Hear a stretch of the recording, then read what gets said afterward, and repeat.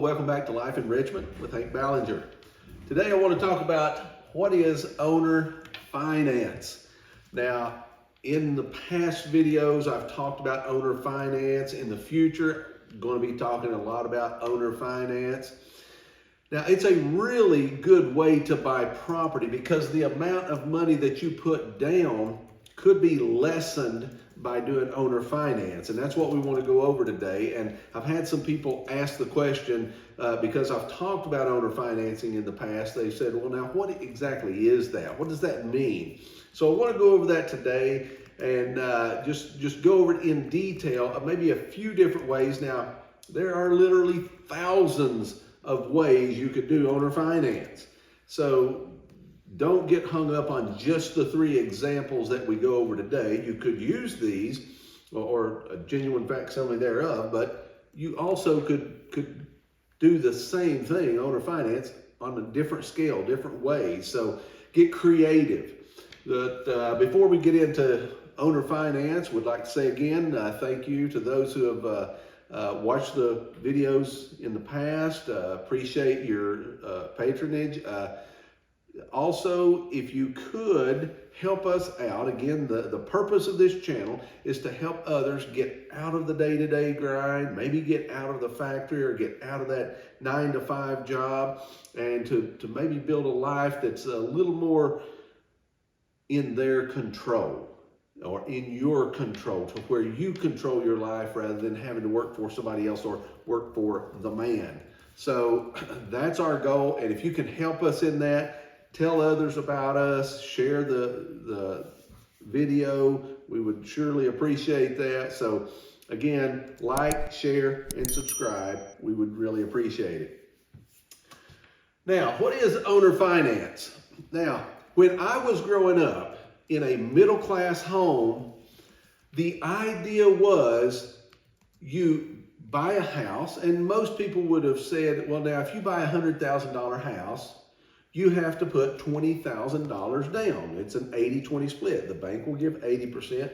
You put down 20%. And that was just common. That was pretty much standard. That was commonplace. So I want to look at that today. And you've got to realize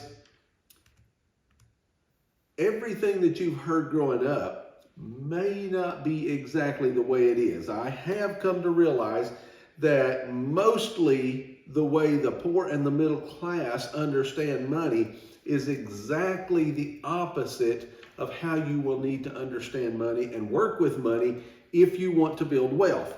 Now, the poor and the middle class, specifically the middle class, may say, oh, you never go into debt. Well, debt is a very, very good thing. Debt can make you very wealthy. So don't be afraid of good debt. And one of these days we'll have a specific video just about good debt, but this is kind of along that same pattern, along the same line. You buy income producing real estate, and that's good debt. But let's look at owner finance. Let's say you find a property and somebody says, I want $1 million for that piece of property.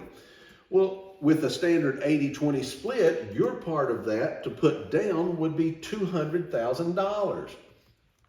So that would mean you would have $800,000 on a debt service to the bank, or the bank would give the seller $800,000, and you would pay the bank back, today's terms, probably around 7% with 25-year amortization. Means it's going to take you 25 years to pay that off. Now, you generally can't put these on 30 years like you can a home loan, because a home is your primary residence. But these you can put on 25. Some banks will only do 20. So you kind of do have to talk to the bank and see what they will do. Do they do 20-year amortization or 25? But for our illustrations today, let's say that you find a bank that will do 25-year amortizations, or you can pay it off in 25 years. So you have an $800,000 debt with the bank at 7%, 25 years. Your payment to the bank is $5,654.23 a month. Now, I know that sounds like a lot of money, but remember, you have income from the income producing property, the apartments that you've bought, that's going to be making that payment. The tenants are making that payment for you. Don't have to come out of your pocket. That comes out of the income from the rental property. Now, let's get back to this $200,000 down. Let's say you don't have $200,000 to put down. So let's say you only have $100,000. So you've got $100,000 out of pocket. But what you do is you go to the owner, the person selling you that property, and you say, listen, would you do an owner finance of $100,000? So you take this down payment, and now you only have to come up with half of it. And the other half, you have a debt service with the owner, just like you would the bank. You set it up on an interest rate on so many years, and you can do that with the owner finance. So you will have one debt service with the bank, and you will have a different debt service with the seller of the property. Now, the first time I ever heard this years ago when I started getting into creative financing, I was like, oh, that'll never happen. People won't carry, it's called owner finance, or years ago they called it carrybacks. And a lot of people would talk about a owner carryback or just carryback. And what it was owner finance. The owner would carry part of the down payment.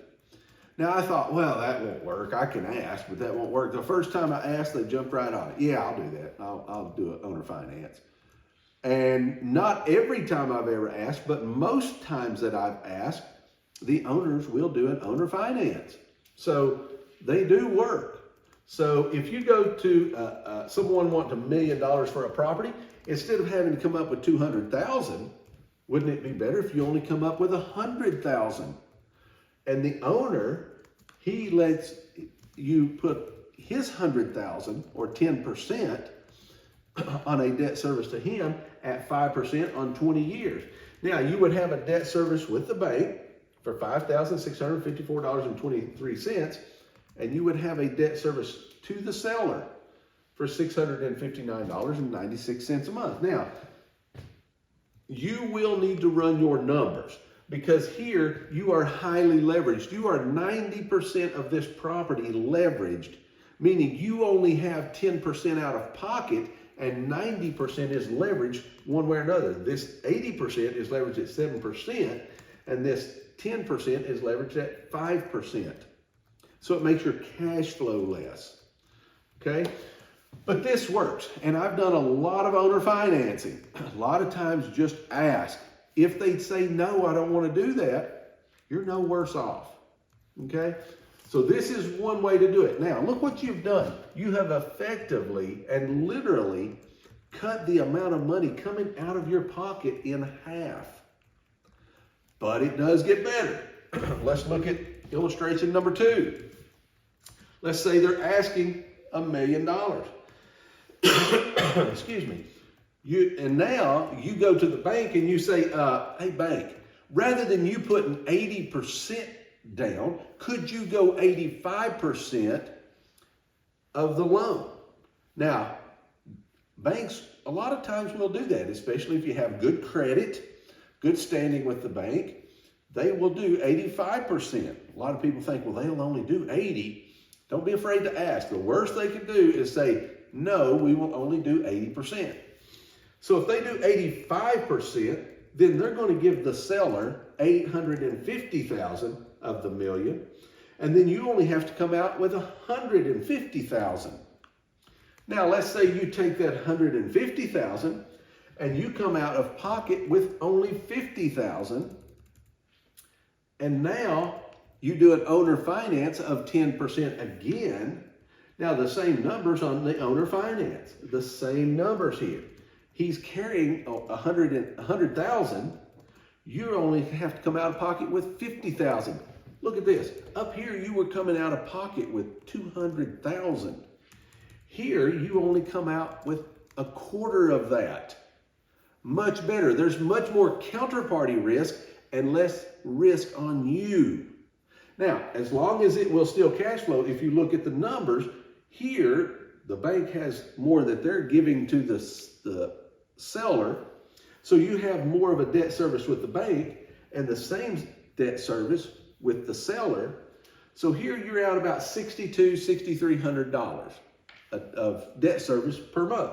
Here you're at about $6,550 or $60 a month debt service overall to the bank and to the seller.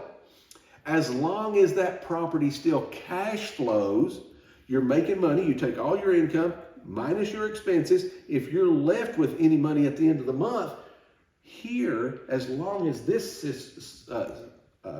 system works, you're out a quarter of what you were out of here, and you're still cash flowing. This is a good system. This works. I've done this. Now, let's look at a third scenario. Let's say they're asking $1 million. And you go to the bank and say, will you all pay 85%? And they say, yes, we will do that. You have good credit, good standing with the bank. Yes, we will go 85.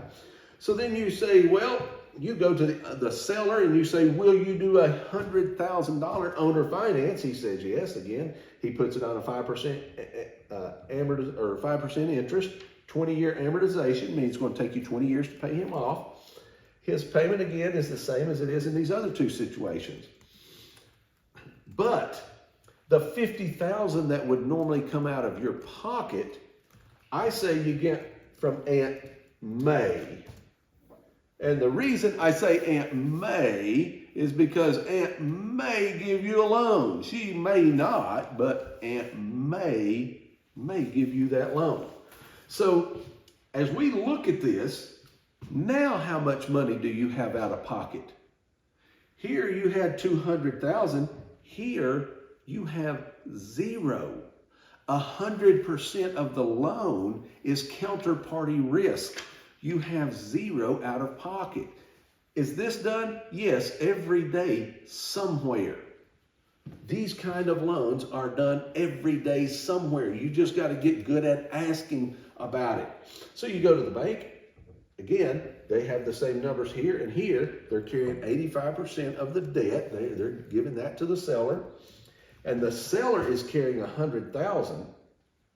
And Aunt May is giving you $50,000. So 100% is somebody else's risk. Aunt May's got $50,000. The seller has $100,000, and the bank has $850,000.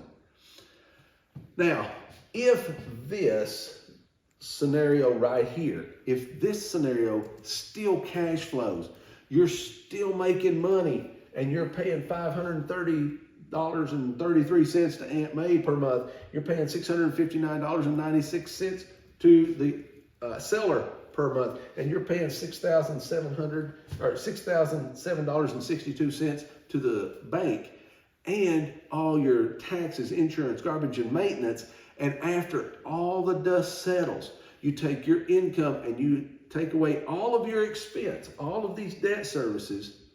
If you still cash flow and you have zero risk and zero out of pocket, that is still a good deal. Now, in some regards, this is a much better deal than either of these two. Now, let me show you something else. I've had in this all three scenarios, this owner finance, he has it on 5% on 20 years. They don't all have to be like that. He may say, well, I'll take 4%.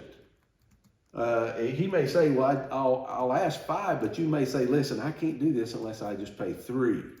It's a piece of paper. You and him or her, you've got to work that out to whatever works for both of you. So these do not have to be the numbers. They're just numbers I've got on the board for illustration.